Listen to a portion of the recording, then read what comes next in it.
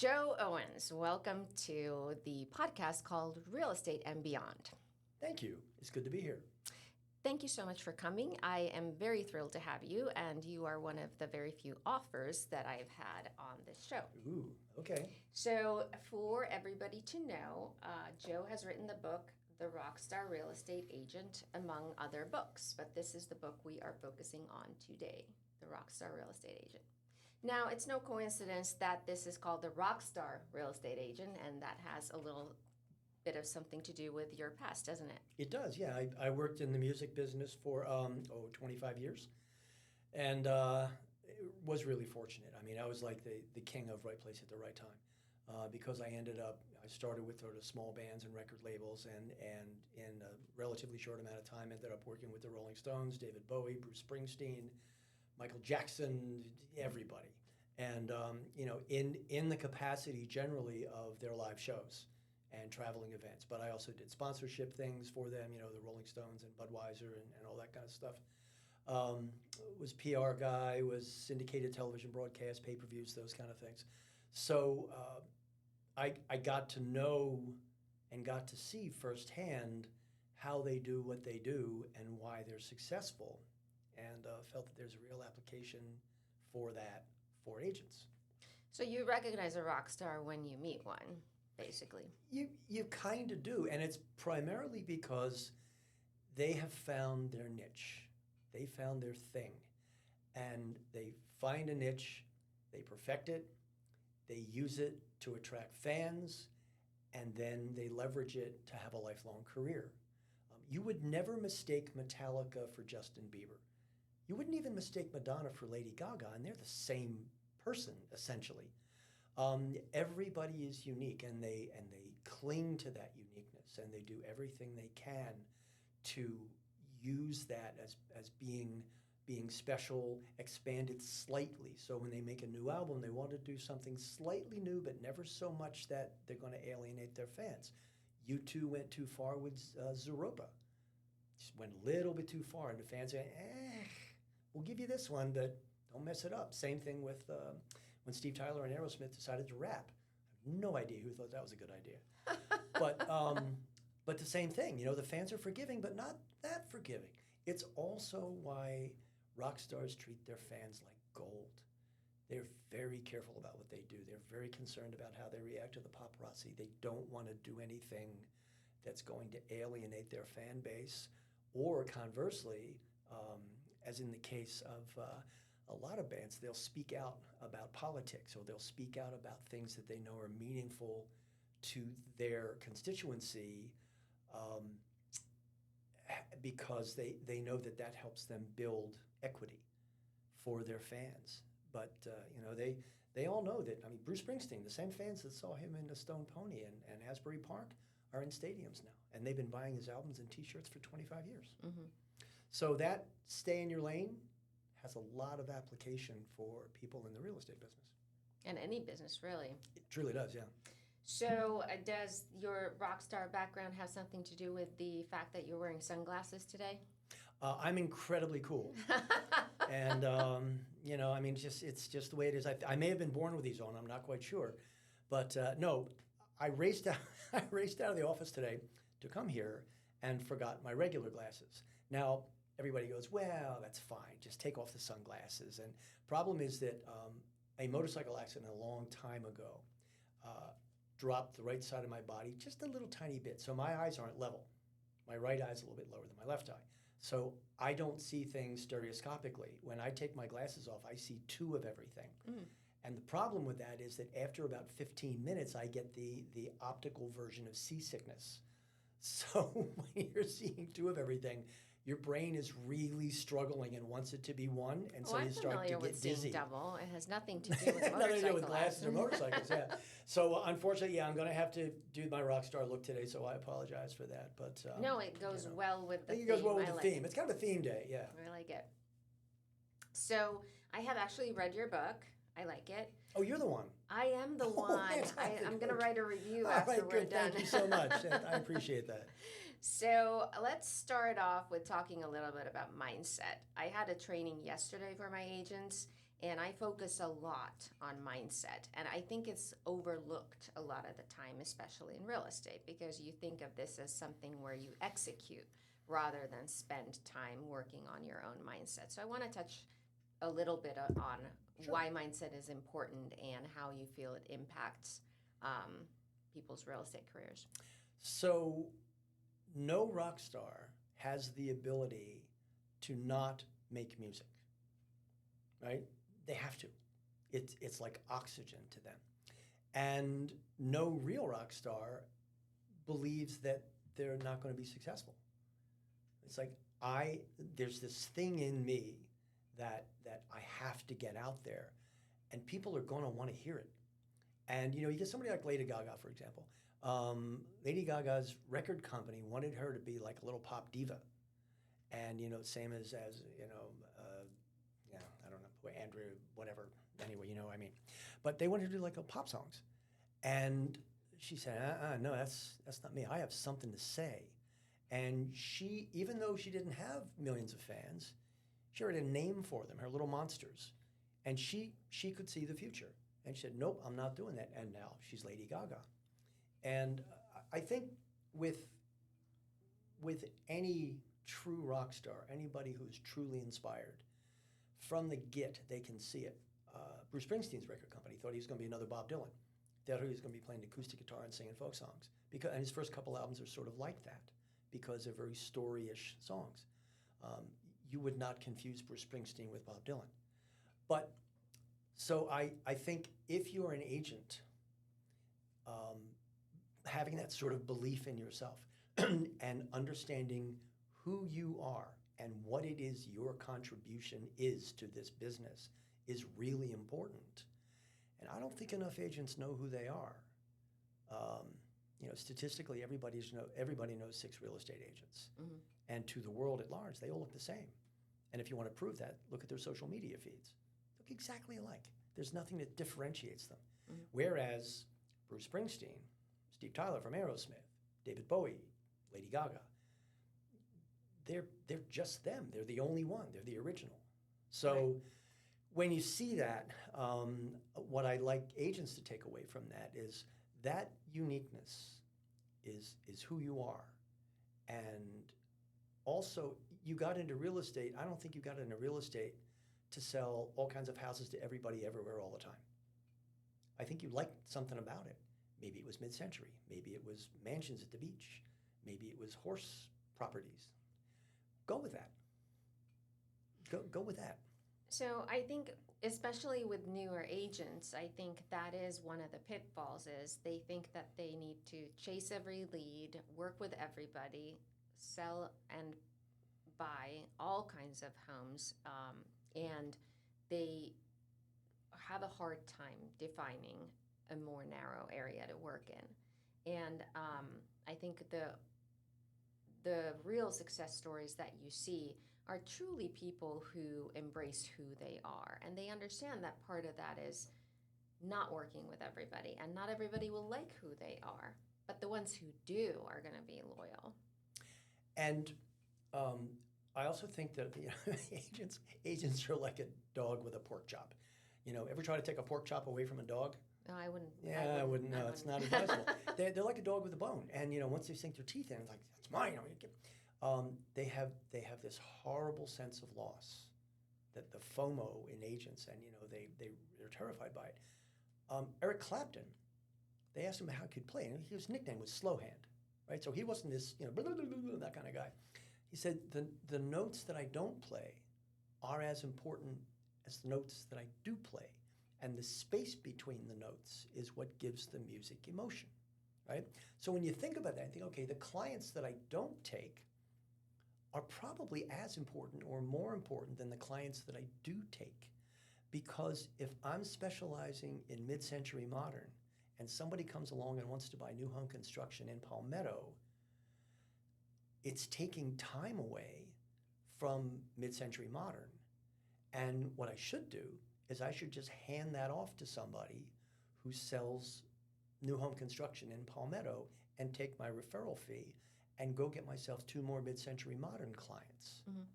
Like what you give away. I I've given away $25 million worth of business. And because I don't want to do it. It's not my jam. It's not what I do. And I don't want to have to learn about Palmetto, and I don't want to have to learn about this builder, and I don't want to have to take all of that time learning about that thing over there that I don't do. And we'll probably never need again. And probably never need again. And I don't build a reputation. I don't become the go-to person for horse farms, mid-century, that's what you need to do. You need to be the one who people say, oh, you're going to buy a beachfront house, you got to talk to Joe.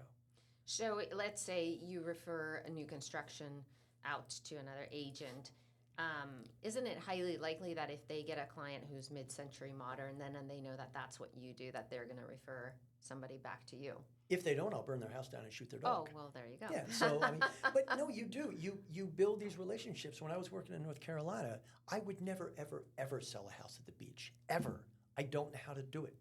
And, riparian rights and littoral rights and tides and, how big's all that stuff. I don't want to do that. And I don't want to deal with the APA because there's all sorts of stuff that goes on when you're selling homes near the water and that kind of stuff. So I had all these guys at the beach and, all the different beaches in North Carolina. So I'd have all these folks at the beach. And anytime they had anybody who was buying something in Raleigh, I was the guy. Just default. Because they know that the second part of Rockstar Real Estate Agent is something called APR, Authentic Personal Relationships.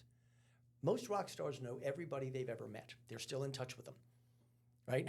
Seriously, they stay in touch with everybody because they know everybody is a potential conduit to not only buying their music and promoting their music, but also to more fans. I mean, fans have to grow somehow. And the way fans grow is, I saw this great band, you have to see them.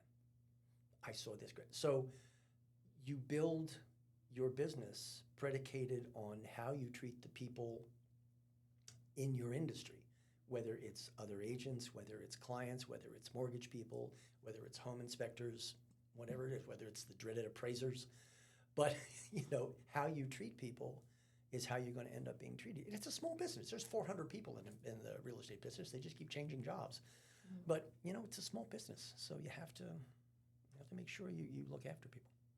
So let's take that idea about building a fan base. How do you build a fan base in real estate?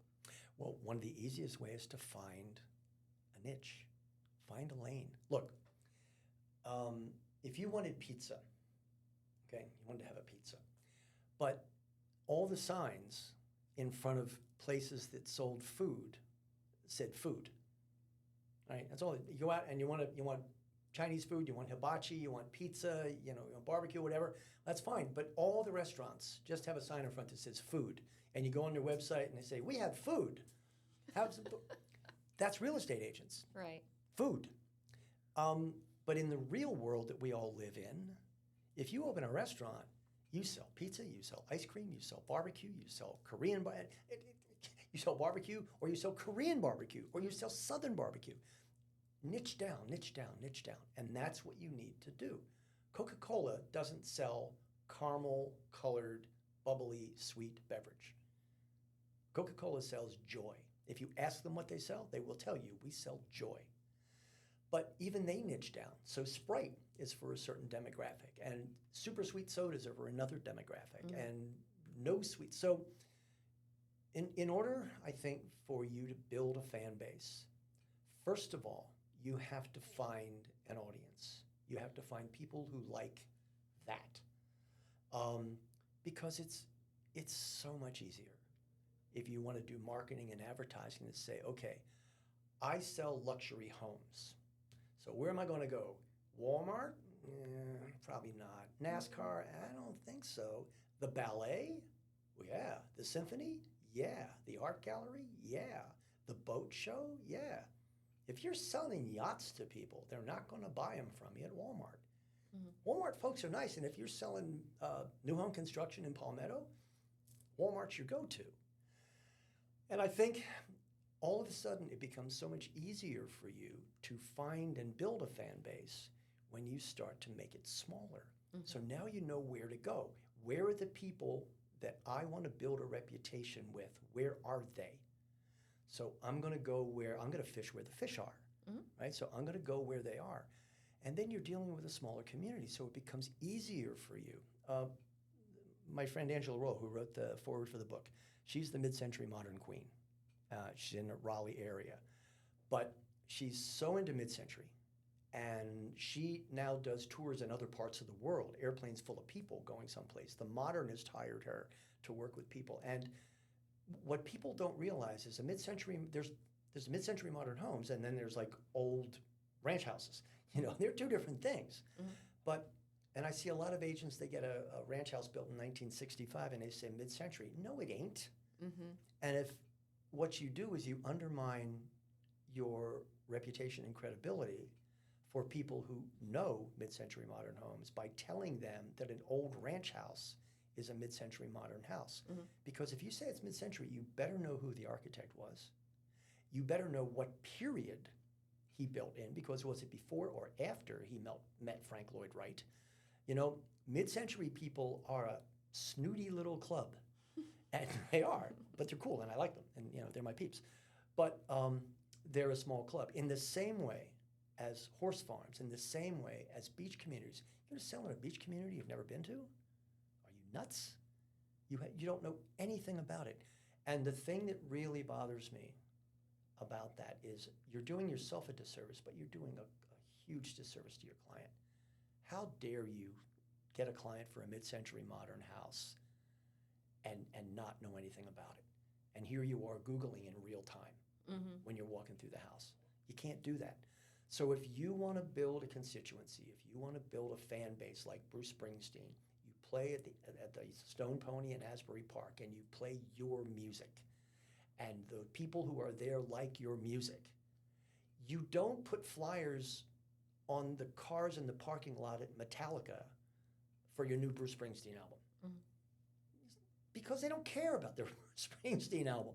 Right. So find the thing that you naturally gravitate to. What is it that you like? What kind of real estate do you like? Learn everything you possibly can about it. Hang out with the people who like that too.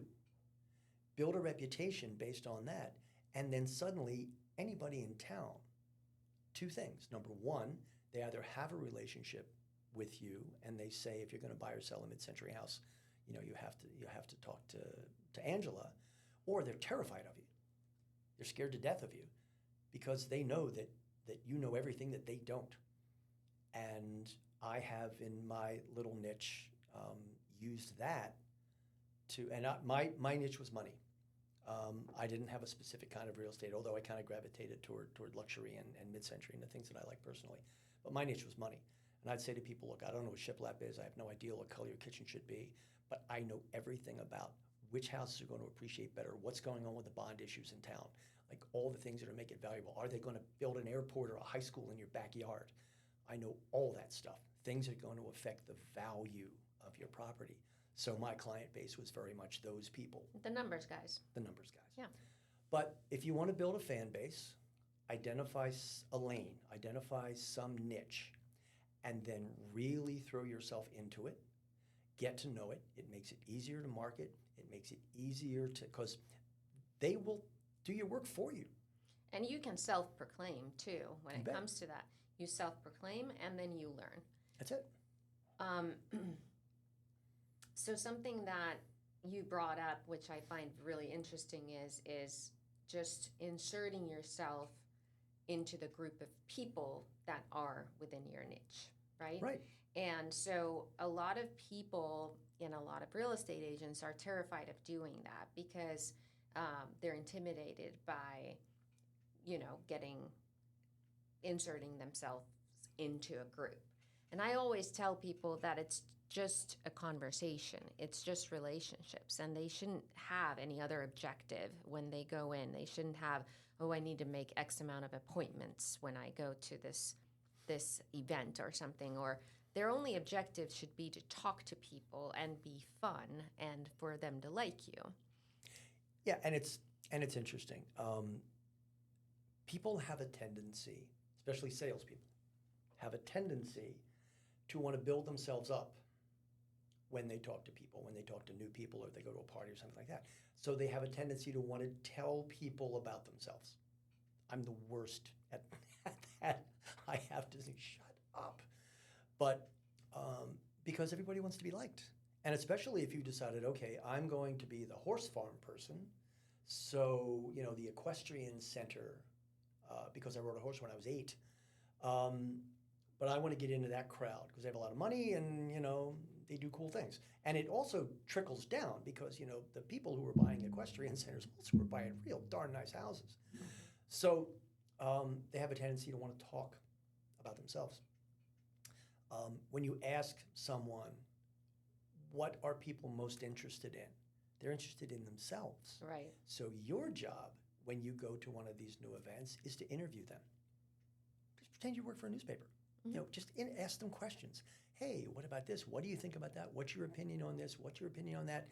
And they will build a strong opinion about you based on your interest and respect of them. If you tell them how swell you are, they're going to think you're a conceited goof. Uh-huh. And the conversation will last 2 minutes. People will talk about themselves for a month. Right. I mean, Right.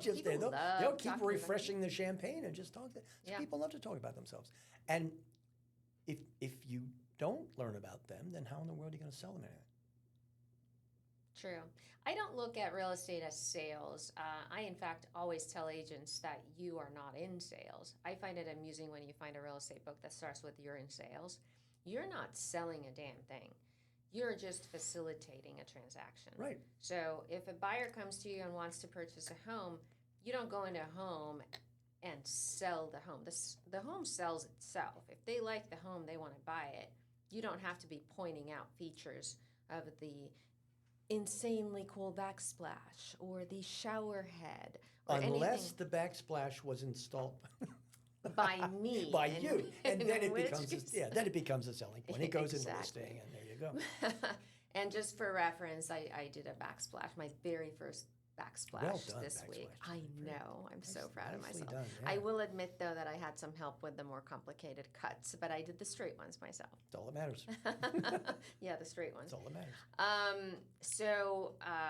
I think that part of, I totally lost my trail of thought. Well, you were saying that that it's not a sales business, and It's not a sales business, right? and you're right, because at the end of the day, a buyer could buy a house from a seller without you. They don't need a real estate So agent the to do question it. is, what's your added value? Firstly, understand that you're not there to point to the house and say, buy this.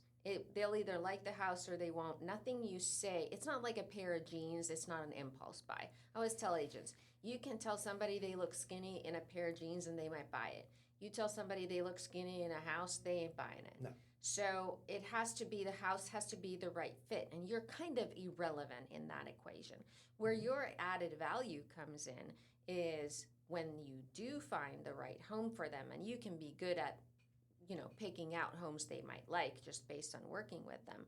But when they pick the house and it's very much them picking it, then your added value becomes being able to negotiate a deal that they probably wouldn't get without you, and then facilitating the transaction through all of its different twists and turns and hurdles to get to the finish line. That's your added value. You're a facilitator. You Right. don't call the shots.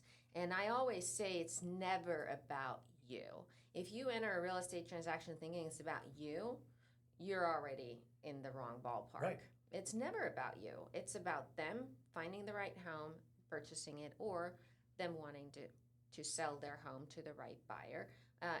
In that scenario, you are a little bit more in sales and marketing. But when you're working with buyers, you're certainly not selling them a damn thing. You're not, and to sort of take it back to rock stars, one of the things that rock stars guard as jealously as they possibly could is their image, who they are. Mm-hmm. And that's why you seldom if ever see somebody, one of their marketing people, going off and doing something without the band being involved. And if they do, they may not last. Sponsorship deals were one of the toughest things because they wanted to do all sorts of stupid stuff with band. Well, why don't we get them wearing a hat? And no, we're not going to do that because then and trying to. I'll give you an example. Budweiser sponsored the Rolling Stones tour, and they had these big banners connected to the stacks, the PA stacks. So what they wanted to do is they wanted to have these big banners, and when the first note of the first song, the banners would drop down, and there'd be big beer bottles and big beer cans on both sides. Don't do it, don't do it, don't do it. And I was negotiating with August Bush IV, who was the son of the guy who was running the place. And that's August Bush is like the guy, the Bush family, Bush beer, whatever. So I was negotiating with him, and he was kind of negotiating for me with his marketing people. And I said to him, don't do it. It will be a disaster. And so he came back to me and said, look, they really, they want to do it, and they're allowed to have signage and whatever. I said, well, okay, fine. We'll let them do the first one. I said, but watch what happens when the banners come down. I said, it's going to be the low point of your day. Okay. Banners dropped, everybody started to boo. Yeah. Throwing stuff at the thing. Because what fans want from sponsors is cheaper tickets, enhanced experience, more tour dates. Take that money from Budweiser and do something that benefits me, right? Do something, I need to get something out of it. Get me a cheaper beer. Cheaper beer at the event. So same thing when you're an agent in a transaction. Your value add. What is it that you bring to the party? So Budweiser comes to the party and good things happen. But I don't want it in my face. So you come to the party as the agent. I'm going to get you a home inspector. I'm going to help you find a mortgage person. I'm going to make sure that everything's working the way it's supposed to. I'm going to negotiate you a good deal. I'm going to do whatever I want to do. Not about me. I'm just like, it's all you. And I don't know if you experienced it, but the funny thing for me was that really taught me it's not about me. I would take a client out, and we will have been going out and working together and looking at this and that for a while. And by the way, we should mention that I did on the ground real estate business for like 14 years. So I've been in the trenches. I know what it's like to get shot at. But I would, be working with them like for 2 or 3 weeks, and we'd down to the final 5 houses, and I absolutely positively knew which one of those 5 houses they were going to pick, and I was wrong every time. Every single time I picked the wrong one. Oh, that's hilarious. It's so personal.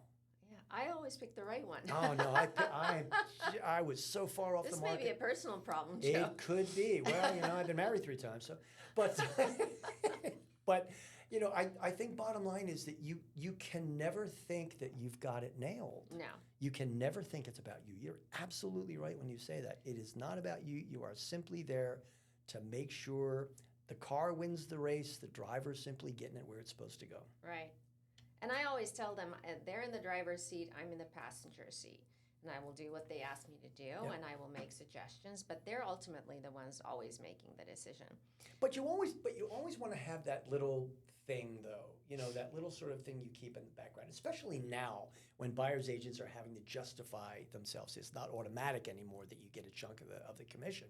But I think, I always used to do the subtle little stuff like, listen, absolutely, you're in control of this thing. You just walk right across the field. You're leading the way. However, it is a minefield, and I do have the map. So you always want to have that one little thing to kind of hold back. It doesn't sound like bragging, but it's just basically, I'm going to let you do this whole thing, and I'm going to make sure nothing bad happens. Yeah. And then you're fine. And that is what you're doing. And it kind of depends on the buyer, too. I worked a lot in luxury real estate, and I always found it amusing when we were I worked a lot on the buy side with luxury, and we'd be standing around at the property with the listing agent. And I always found it amusing when the listing agent had an attitude problem. And I'd be there, and I'd look at them and go like, there's only one person here who can afford to buy this house, and it ain't you, and it ain't me.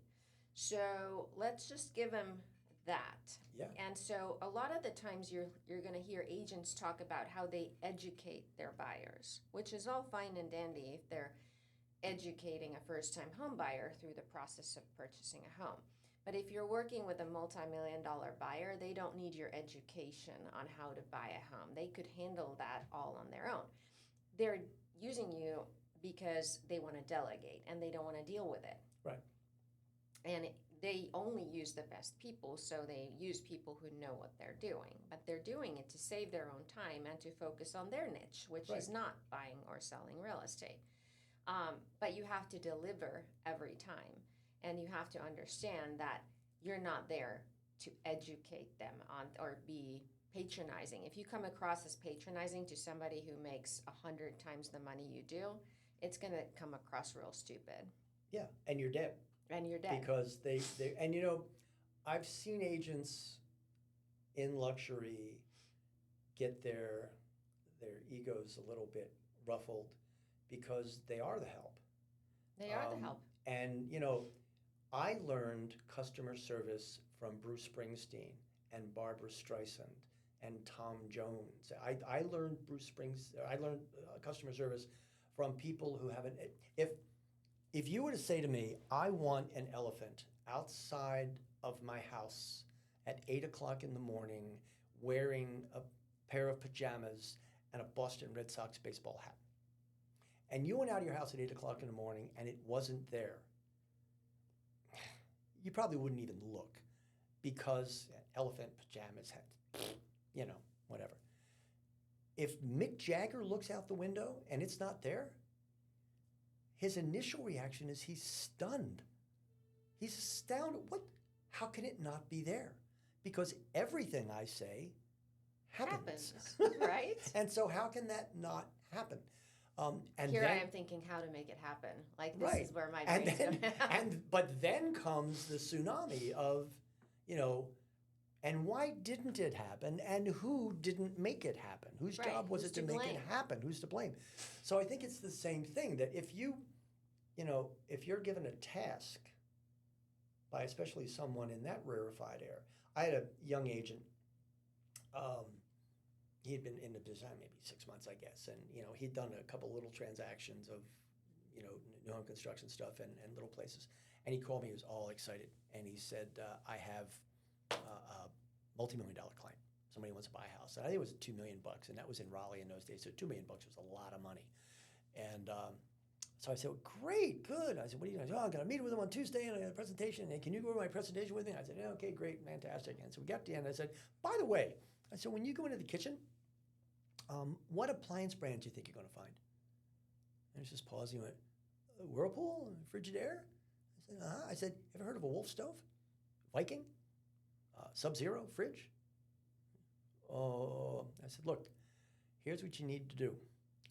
Here's John's number. You call John. He sells luxury homes all day long. And you are going to partner with John. And you and John are going to go do the presentation because A, you'll get it. B, you'll know what you're doing. C, you'll be in business next week." And so knowing your limitations, understanding that you again, can't do everything. And my point to him was, you may hate luxury. Mm-hmm. You may absolutely hate it and not want to deal with those rich, crazy people. But the only way to find that out is to have a successful transaction and to see. Or you may love it. And if you love it, then you do more transactions with John and you partner up and you make us, you know, even making 25% of a big commission like that is a lot of money.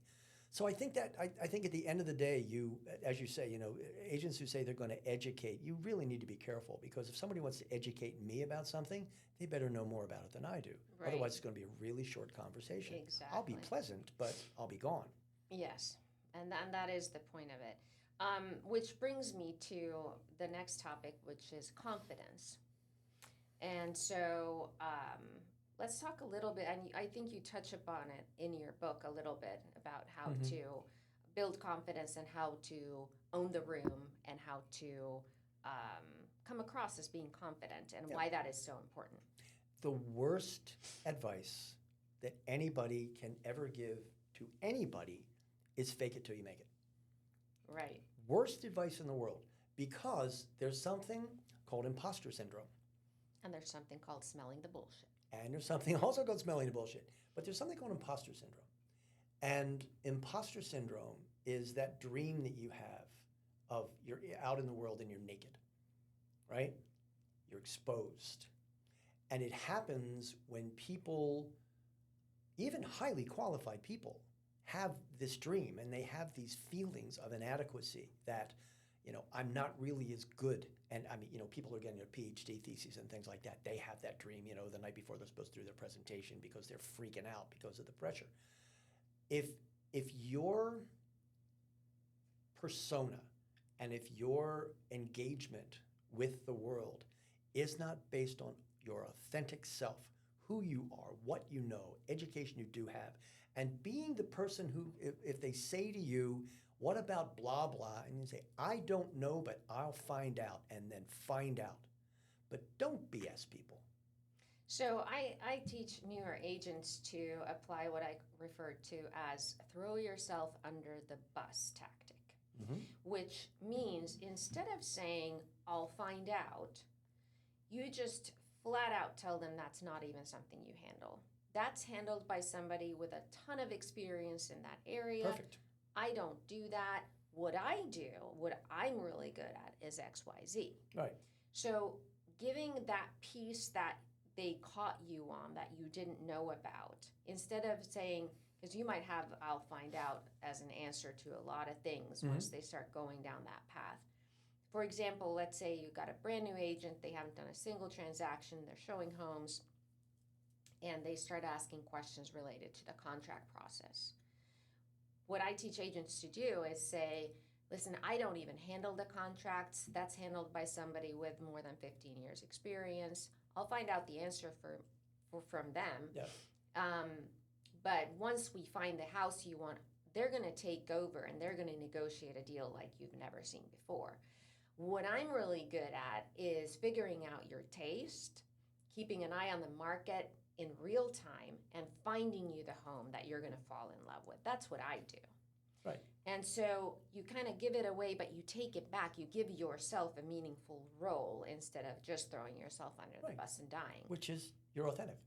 Right. You're telling them exactly who you are. I mean, the great part with me is that I've been like for everything else that I've done, Rockstar business, and I worked in video games for a while, I worked in baseball for a while, but everything I was doing, I was always writing.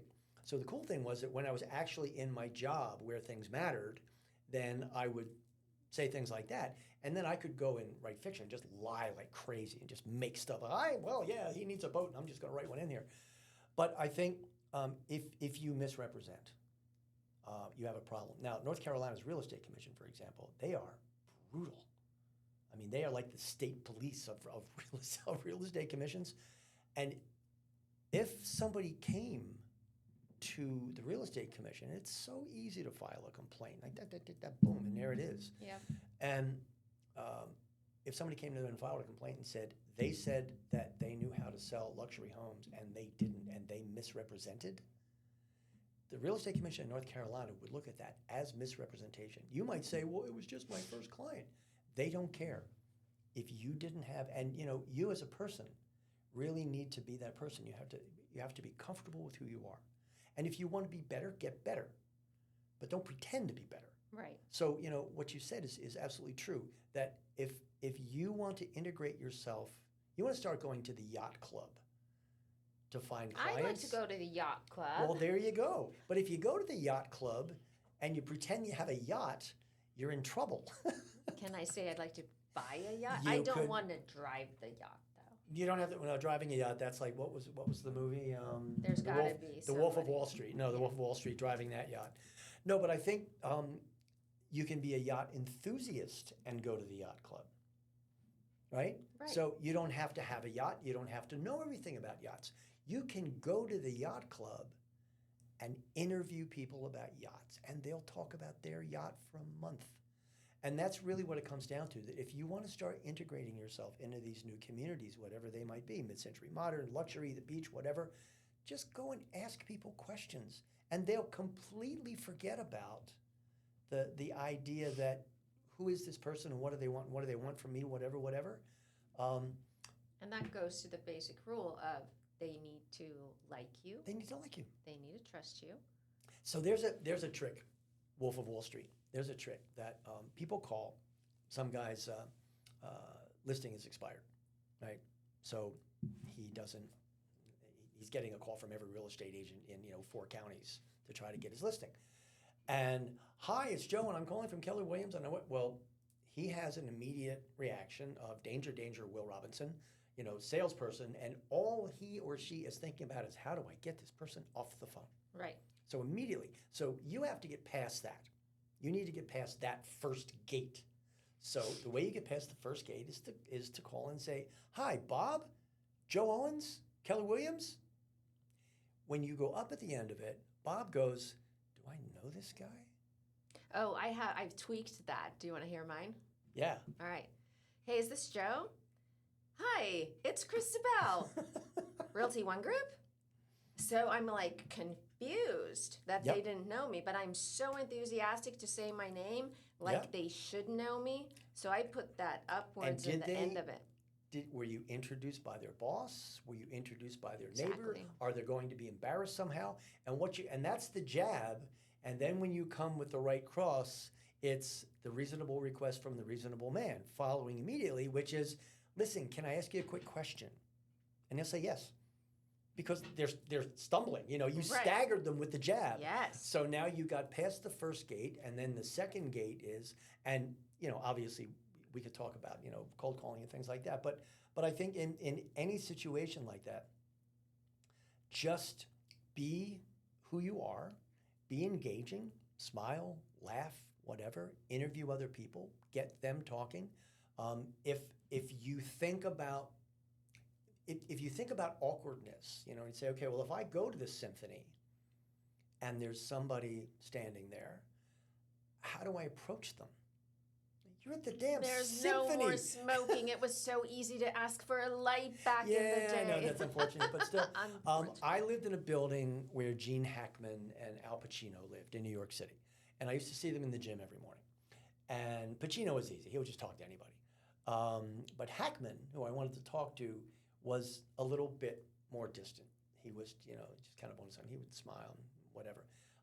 So I talked to my dad. My dad was a painter, artist. And I said, "Gene Hackman, he studied with so-and-so. He was a Russian painter. He did blah, blah, blah, blah, blah." Okay, great. So I go in the gym like a couple of days later, and Mr. Hackman's there. And I said, "Sorry to bother you, but my dad said that you studied with," boom. Half an hour later, I'm still talking to Gene Hackman. Yeah. And all it is if you go to the symphony, just make sure you know about Mahler, make sure you know about Tchaikovsky, make sure you know a little bit about this orchestra playing of that, and you can walk up to anybody and say, "I just read that they're doing a really nice job here tonight." Right. Boom, there you go. You're in because you've added value to the conversation. You've told them something that maybe they didn't know that is connected to what's going on, and plus the fact that you've engaged them about something that they obviously care about because there they are. Well, and getting them to talk about something that's easy for them to talk about is Right. really the trick. So if you're making cold calls, I always tell people, ask them simple questions that they know the answer to 100%. Mhm. So instead of asking them, what kind of home are you looking for? Where they might stumble and go, well, I haven't decided yet. I'm not sure. Ask them about the home they currently live in. They know how many bedrooms it has. They know how many bathrooms it has. They know what conditions it's in. Yep. They know. Ask them things they already know about. And then they will get comfortable and they'll start talking to you because they like to talk about themselves. And I always used to ask people if they were coming in, and a lot of people came to North Carolina from out of town. I'd always ask them to send me pictures of the house they lived in now, Right. because that's probably the house they're going to buy. But, we're talking a little bit about mid-century modern housing. We're talking about, yachts and the symphony and stuff like that. I also used to go to the supermarket and get one item and stand in the 1 to 10 items line and strike up conversations with people. And I'd wear my little badge. Yep. The badge can be very effective. Yeah, and I'd stand there, and there were two places. I'd go to the supermarket, and I'd just keep going back, and the cashiers knew what I was doing, and they always used to help me out. So I'd be standing there, and it'd be a beautiful day. I'd say, "Oh, man, it's really a great day. I've been out showing homes all day." And then the cashier would say, "Oh, this guy's the best agent in the neighborhood." Oh, that's Boom. so awesome. Done. And then you have that. And the other place you go, again, which is not the Symphony or the Yacht Club, is you wear your badge and you go to Lowe's or Home Depot and you go to the mulch area. Because if people are buying mulch, they're either selling a house or they just bought one. So you got a 50% chance of buying one. that are actually going to sell a house. So, and and people 7 months out, they're thinking about buying their house and they don't talk to an agent until 3 months out. Right. So get in there early and get your licks in. Do you know statistically though, like they take forever to decide to sell, but when they have made that decision, do you know how many hours it takes before they select their agent? No. Statistically 48. Really? So you don't have a whole big of a, like once, it takes them forever to get to that window. Right. But once that decision is made, they're going to very quickly decide who to work with. And again, it's an interesting thing because when we talk about getting new business and sort of landing new business, and I'll tell you in a minute about my lead generation system, which is the best lead generation system in the history of mankind. It's how Noah got the animals. Why? Because it's simple. It's deadly simple. Yes. But as no, is this business. I think in the whole idea of building an audience and getting people to sort of come to you, it really all is predicated on that reputation that you want to be able to build, because that 48-hour window, what you really need is things that will support you. And so whether it's the cashier who says he's the best, but it just becomes so much easier if you make your world smaller. Just stop and just dedicate yourself to, I am going to do new home construction houses. That's going to be my jam. And that's all I'm going to do. And I'm going to learn everything that anybody needs to know about every one of these builders. I'm going to learn everything about, Bradenton and Palmetto and what's the Chapel. I'm going to learn all about all this stuff. And know more about it than anybody else in the area. I am going to be the absolute best ever. I am going to be the Leonardo da Vinci of agents. And you really have to think about that. I mean, you really have to believe I am going to be the absolute best real estate agent for new home construction in the Tampa Bay area, period. They will write songs about me. And then you learn. And then you learn. And then you learn. And you learn because through the process, you learn. So just by simply doing it, you're gonna learn more. That's, like I said before, there's no rock star that has that music in them that is ever not going to make the music. They may not be successful, but they're still making the music. But they're going to make the music. But you remember this, that the band who stayed true to what it is, who they are, and the kind of music that they make, they're either the one-hit wonders, or they're playing stadiums. But the band that can play rock and ska and reggae and country and whatever, they're playing at the Anderson wedding at the country club this weekend. Yes, they are. Because, either you dedicate yourself to what it is you're doing and you find that one thing you do better than anybody else, and then you leverage it like crazy to a successful career. And something you love to do. Well, the other thing too, here's the biggest part of this. What we talked about a minute ago, how do you build a fan base? One way you build a fan base is by doing exactly that. And if you're a real estate agent, you really don't want to lead generate for your whole career. You want to lead generate for like 3 or 4 years. And you want the following 10 years to be referrals, to be attractive. And so that's the whole point of the Rockstar Real Estate Agent. I'm going to teach you to stop chasing business and start attracting business. That's what you need to do. You need to develop a relationship and a reputation in the market so that people view you as, this is the best slice in town. This is the best pizza in town. And there are, in every category of food, there's the best. Mm-hmm. And that's where everybody wants to go. And the only reason that you don't eat there is because you can't get a table. Right. It's the only reason you don't go there. And it's a big deal. So, because nobody likes lead generation. Although, like I said, I have the best lead generation system in history. And I used it to sell $400 million worth of corporate sponsorships.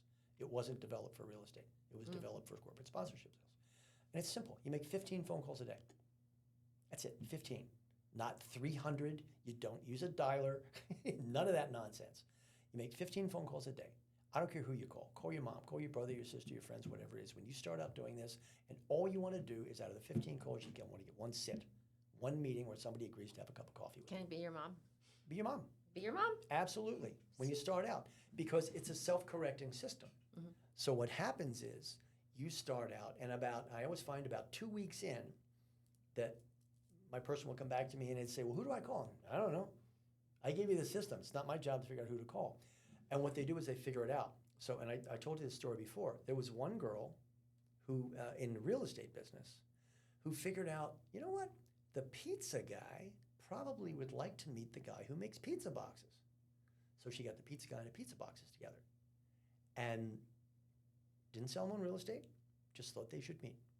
And that was her whole thing. I got the guy who makes wheels and the guy who makes tires, and they should probably get together and she became the queen of the city. Anybody who needed anybody to do anything came to her, and nobody would buy a house with any other agent for fear that she would not work with them. Because if I don't buy my house from Rachel, I ain't going to get any pizza boxes. Right. And she figured it out. And they all figured something out. They all figured out some way. And all the agents that I found, and it's really simple because you make 15 phone calls a day, you get 1 sit, 5 sits a week. I ain't even going to make you work Saturday and Sunday. It's 5 sits a week. Out of the 5 sits a week, get 1 client. That's 52 new clients a year. Mm-hmm. If you close half of them, that's 26 transactions. The average real estate agent makes $6,000 on a transaction. It's a lot of extra dough. Mm-hmm. And it's not hard. Anybody can make 15 phone calls a day. Right. Well, I think that this is kind of an interesting point is the simplicity of real estate as a business, the simplicity of lead generation. Yep. Why do so many people fail? I always tell people real estate is not complicated. It's not complicated at all. No. But the key to being successful is consistency. Right. And so let's talk a little bit about that because this isn't rocket science, right? I always tell people that there's things you can control and things you cannot control. You cannot control somebody's timing. That's out of your hands. What you can control and the whole key to being successful in this business is to stay in front of them and to be in front of them when their timing component falls into place. That's it. That's all you have to do. And then you have to be likable and develop relationships. And there's one other but that comes with that.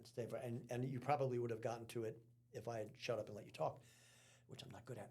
But 2 of us. It is, you have to stay in front of them, but you have to stay in front of them with value. Yes. Drip campaigns, stuff like that, no. That's the other thing that I say is don't contact somebody asking if they want coffee. Right. Don't contact them asking how they're doing. Send them a piece of real estate. And God forbid, don't contact them and say, I'm just checking in or following up. Just never say those words. Don't use the word just in any shape or form. No. Especially when you're calling, even if it's a lukewarm lead, and you start with, I'm just calling because you're already diminishing your value by a mile.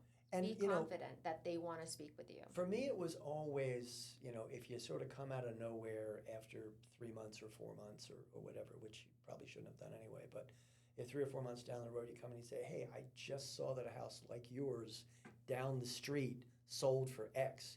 Want me to run a quick CMA for you? Exactly. And that's what I tend to do just because I'm awkward with the whole let's have coffee all the time type of contact. I would always make it about real estate. So even if I knew that they were not currently looking, and even if I couldn't for the life of me find a property that met their criteria, I would send them something that was close. Right. So for example, I would email somebody and say, hey, I saw this pop on the market the other day. If it only had a pool, wouldn't it be perfect?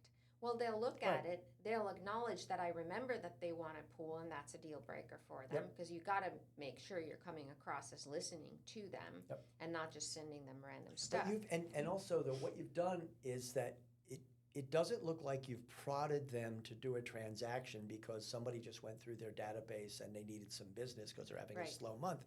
It's enhanced your value that you remembered the pool. Right. And so again, you've and to go back to the Rockstar analogy again, consistency is most important, and that's what keeps rock stars awake at night. How do I not be a one-hit wonder? How do I meet or exceed the success of my previous album. Mm-hmm. You have to, because if you don't, Then and you're gonna flop. you end up in the where are they now bin. Mm-hmm.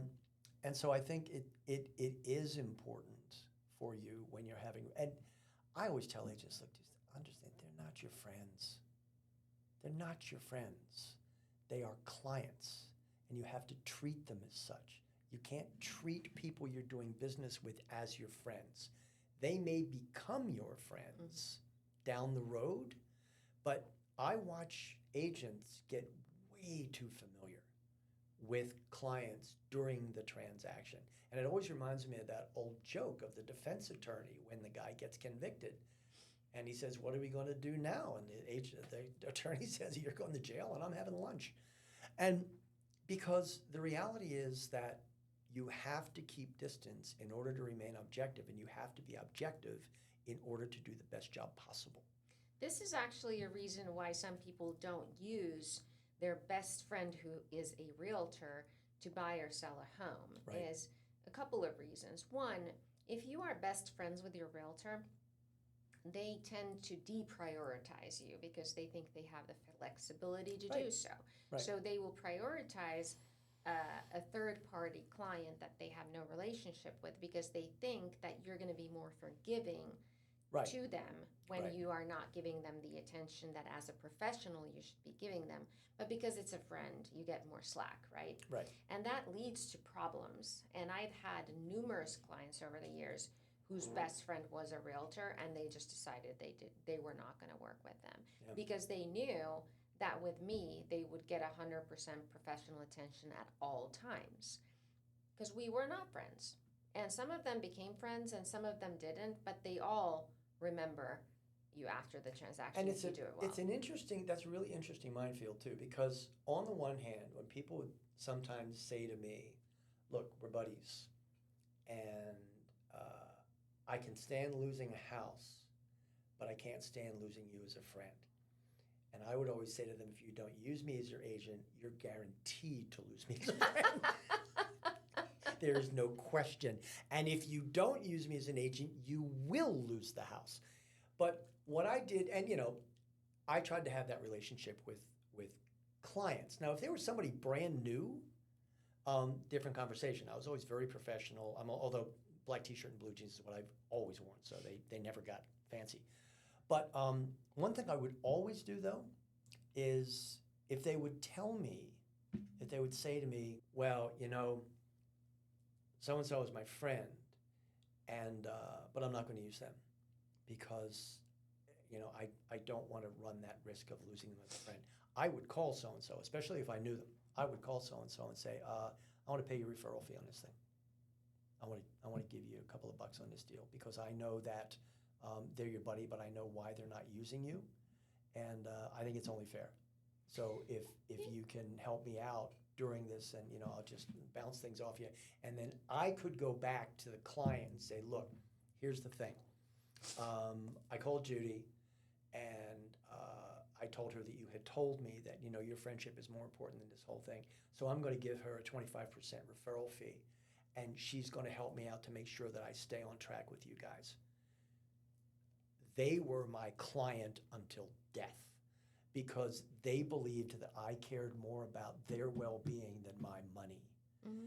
And I think they're the little things, again, authentic personal relationships, because that's who I am. Like that, what I just told you is who I am as a person. So little things like that the investment of $3,000. Mm-hmm. Well, you get a client for life, as you pointed out. So and I have all of their friends too. This is a long-term play. That's right. The other, and that's probably going to be the last topic we're going to touch upon is how real estate is a long-term play and how the agents who failed to see that. Yeah. Because it takes a little bit of time to build a pipeline and to build a career and to build conversion. And where agents fail is they get antsy and they're right there. The conversion's about to start, and then they give up. So, how do you see real estate? Like, what kind of commitment, what kind of mindset do you have when you're entering it to be successful and to not be disappointed. Well, the in stats journey. are against you. Mm-hmm. I mean, 80% of real estate agents fail in the first year, and that goes up to 87% in the first 5 years. Mm-hmm. And the horror of this business is that you 20% of you in real estate school are actually going to be able to make a business out of this in the first year. It's so expensive to make that business, or if you don't make it, you probably have a maxed out credit card to pay off. Then you come into the brokerage and you realize that in the brokerage, 20% of the agents are doing 80% of the business. So that means that, 80% of you are going to fail, and only 20% of the business is available to you. So you need to think about how in the world, how does this work? And it goes back again to what we've been talking about, which is I need a strategy. Mm-hmm. And if I try to do the same thing as everybody else here, I'm toast. Mm-hmm. So what can I do that makes me special? How can I become special? Well, also, if you're trying to be a top producer, if that's your goal, then you can't do things exactly like the 95% are doing things. It's just not going to work. Nope. And it's funny because, and I have, just in the context of having put this book out and talking to people, I go on social media, and one of the first things I say when I talk to a room full of agents is, okay, here's what I need to know. How many of you, and you have to make a choice here, want to be A, a successful real estate agent, or B, a social media influencer? Which would you prefer? Because if the communication that you're giving me and everybody else through social media isn't value-added information that is useful to me in terms of buying or selling property, then I don't even see you. You don't even exist for me. If all you want to do is be number 700 of the new TikTok that everybody else is doing their own little version of. Trust me when I tell you, you ain't no Brad Pitt. So you ain't your little... The younger ones don't even know who that is, exactly my right. Lord. So you ain't no Ryan Reynolds. But the bottom line being that, look, if you're going to do things, you have to decide who you are, what's your authentic personal self, and then you have to add value to that. So all the things that you're doing in terms of marketing yourself, as you say, if you just look like everybody else. Because when a new song comes out, when Bruce Springsteen comes out with a new song, every other band in the business doesn't make a copy of it. No. Right. It's Bruce Springsteen. It's what makes him unique. And if you said to Metallica, are you going to cover the Bruce Springsteen song? We're Metallica. What's wrong with you? Right. So don't copy what everybody else is doing. Otherwise, you're just like everybody else. Right. And if you're going to copy the latest TikTok video, then make it your mid-century, make it your beachfront, make it your luxury, make it your equestrian thing. Take that jam and stick it into your thing and make doing it in your thing you. But, I mean, you've nailed it. If you're not unique, if you don't give people a reason to do business with you, they won't. If you just look like everybody else, it's like looking out the window when you drive along in a car. That's all you see. That's real estate agents. Just Whizzing by. Whizzing by. Yeah. And just everything looks the same. Well, and with that comes the notion that you have to be okay with the fact that you are not a good fit with everybody, and you don't need to try to be. So if somebody does not like direct communication, they're going to hate working with me. I could adapt for about 5 minutes, and then something happens and the filter comes off, and they're going to realize that I'm very direct. Mm-hmm. And so I prefer to be upfront about it. And I am who I am. And if somebody is offended by direct communication, you can go find another realtor. It's fine. And so, but the ones that do like it, they value it. And that's kind of one of those things that sets you apart is be authentically you. And some people will love it, some people will hate it, but the ones who love it will be enough to build a business that will last. But what you just said, too, is really, really the key to that whole thing, because I have it in the book, too. I have a little thing, and I still work with clients. I mean, I said to friends, I'm going to get out of doing that because I'm going to save lives, because if I have to show one more house, somebody dies. But but I have what it's like to work with Joe. And I have a meeting. I say, okay, before you sign that, this is what it's like to work with me. And I tell them. And I've also gotten into relationships with people, and I've started working with clients, and like I'm in it for a week or a week and a half, something like that, and I'll sit down and say, look, this isn't working. And George Costanza from Jerry Seinfeld, it's not you, it's me. Right. But whatever it is, that don't be afraid to, if it isn't working, tell them. Right. Tell them it's not working, and I can recommend somebody to you, but this is not a relationship. Because you have to be willing to walk away from the thing that's not in your lane and refer it off to somebody else and get some money from it. You have to sit down with somebody and tell them this relationship just doesn't work. Yes. But I know another agent who would be a really good fit with you guys. And so long as you've went up front with them and you hadn't gotten snippy or petty or anything, it just hasn't been working out. It's been a little bumpy road. Better that you go to them and say, look, I have somebody I think would be a better fit with you because our personalities just, this ain't working. Would you like me to put you together? And then give them the person that you know will do it. Usually when that happens, though, when it's happened to me a few times during my career, it's been when I've been applying the no asshole policy, which I'm very strict about. Mm-hmm. And I could not think of anybody I hated so much that I would refer that client to. Oh, see, I always had somebody that I hated. Usually that was a very long list, oddly enough. Anybody who had ever beaten me in a negotiation, hey, you'll meet Bob.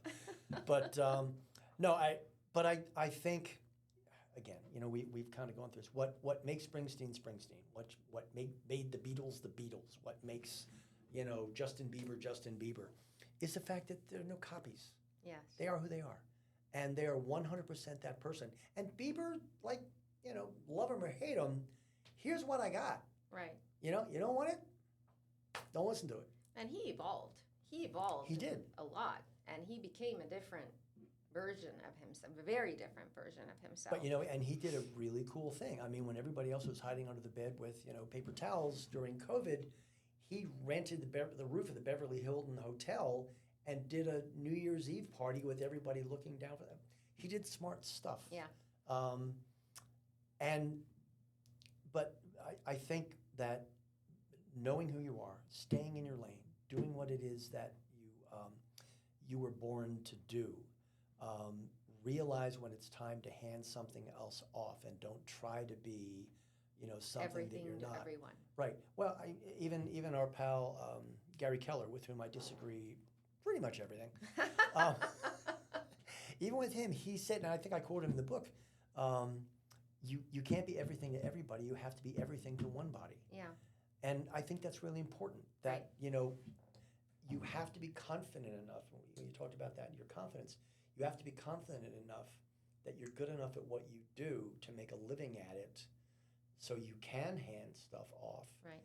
And also realize that if you do what you do really well and build a reputation for it, you'll attract business. So you're never going to have to chase business. Right. It'll come to you. Angela is a classic example. She has so much business coming to her now for mid-century, she can't handle all of it. She has to hand it off. Right. Well, I think that is a great place to conclude. Just be you. Be authentically you. I think that's one of the biggest takeaways from your book. Actually, the biggest takeaway for me is I don't know how I got here because you have a no asshole policy. I'm wondering how I slipped through that faked application. it. Oh, I faded till I made it. It. Okay, great. Well, then everything's fine because I'll wake up naked dreams tonight. So there you go. Well, thank you, Joe, for being here today. Oh, it's been an absolute pleasure, and we'll have you on again soon. Okay, we can.